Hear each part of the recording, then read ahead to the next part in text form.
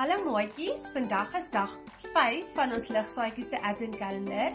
Ek hoop jy het al jou geskenkie oopgemaak. So binne jou geskenkie sal jy sien daarso is vreemde goedjies daar binne. Julle kan dink ek het klaar myne oopgemaak, nê? Daar sê so ons gaan vandag 'n skaapie maak. Maar eers moet ons deur ons kaartjie werk. So Jesus is ons goeie herder. Dit is ons lesie vir vandag. Jesus sê vir ons in Johannes 10 vers 11, ek is die goeie herder. Maatjies, net soos wat elke skaapie daar buite 'n herder nodig het ons Jesus nodig. Ons is sy skapies. Ons hoor sy stem. Jesus is ons herder en hy kyk na ons. Hy ken elke skaap se naam en hy roep hulle met liefde.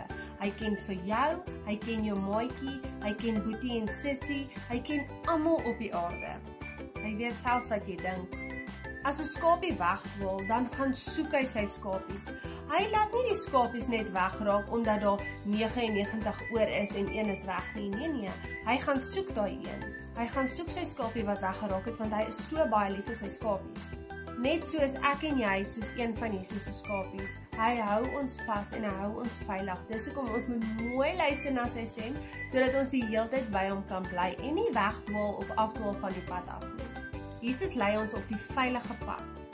En hy is altyd naby, selfs al is dit bietjie donker en ons dalk bietjie bang voel. So weet jy wat? Jy hoef nooit bang of alleen te voel nie, want hy is altyd daar. En hy sorg vir jou. So vandag gaan ons 'n lekker aktiwiteit doen. Jy gaan saam met jou mamma of pappa of ouma sit en jy gaan hierdie met gom smeer. Dan gaan jy jou skapie se wol plak net soos wat jy wil. Jy kan dit uitmekaar uithaal en dan opsit.